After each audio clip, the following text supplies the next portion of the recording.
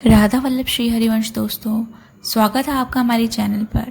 आज हम आपको सुनाएंगे रमा एकादशी की पवित्र कथा, इसकी महत्वता और क्यों इसे फलदायी माना गया है।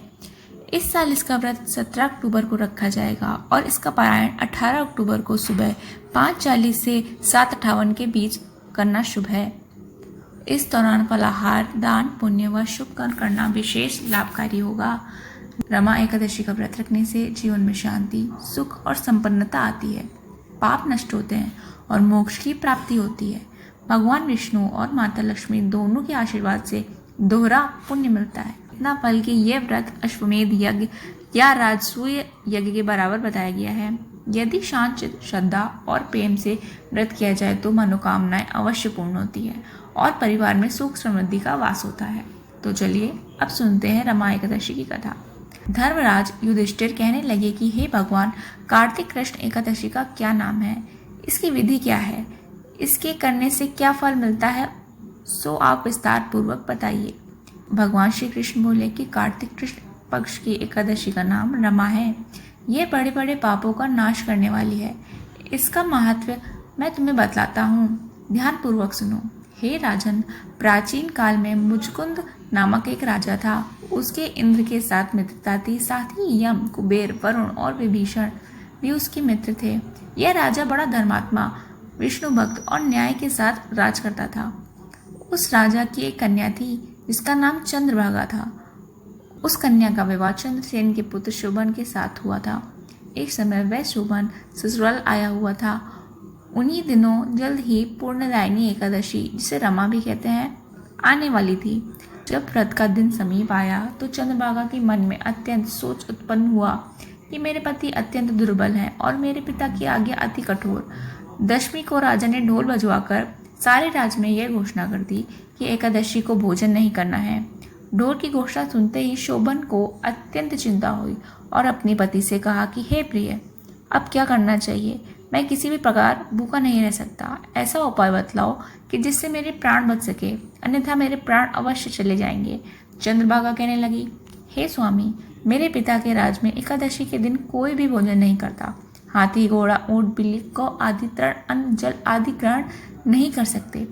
फिर मनुष्य का तो कहना ही क्या। यदि आप भोजन करना चाहते हैं तो किसी दूसरे स्थान पर चले जाइए, क्योंकि यदि आप यहीं रहना चाहते हैं तो आपको अवश्य व्रत करना पड़ेगा। ऐसा सुनकर शोभन कहने लगा कि हे प्रिय, मैं अवश्य व्रत करूंगा, जो भाग्य में होगा वो देखा जाएगा। इस प्रकार से ये विचार कर शोभन ने व्रत रख लिया और वह भूख व प्यास से अत्यंत पीड़ित होने लगा। जब सूर्य नारायण अस्त हो गए और रात्रि का जागरण का समय आया, जो वैष्णवों को अत्यंत हर्ष देने वाला था, परंतु शोभन के लिए अत्यंत दुखदायी हुआ। प्रातःकाल होते होते शोभन के प्राण निकल गए। तब राजा ने सुगंधित काष्ठ से उसका दाह संस्कार करवाया, परंतु चंद्रभागा ने अपने पिता की आज्ञा से अपने शरीर को दग्ध नहीं किया और शोभन की अंत्योष्टि क्रिया के बाद अपने पिता के घर में ही रहने लगी।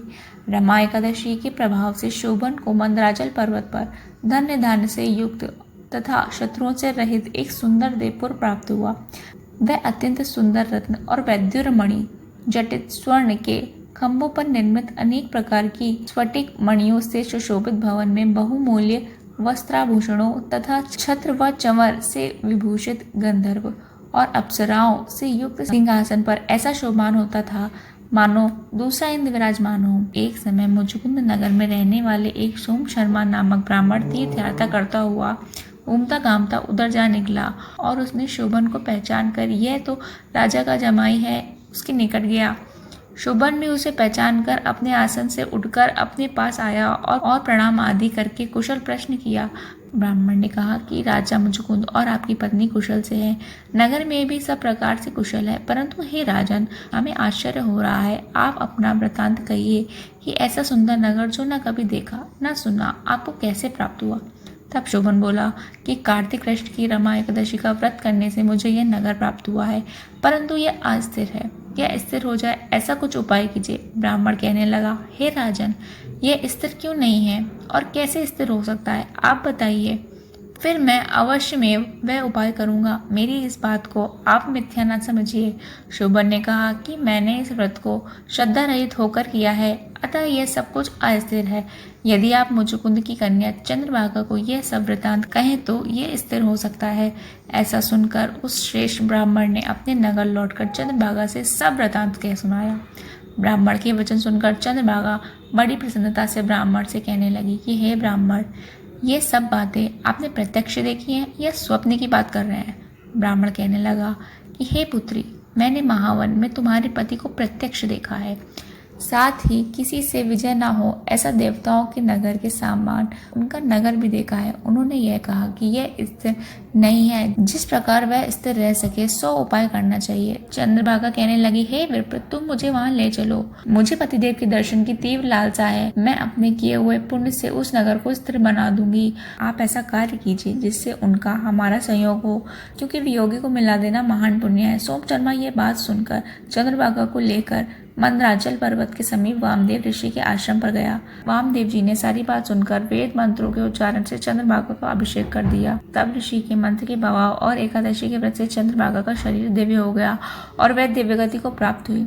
इसके बाद बड़ी प्रसन्नता के साथ अपने पति के निकट गई। अपनी प्रिय पत्नी को आते देखकर शोभन अति प्रसन्न हुआ और उसे बुलाकर अपनी बाएं तरफ बैठा लिया। चंद्रभागा कहने लगी, हे प्राणनाथ, आप मेरे पुण्य को ग्रहण कीजिए।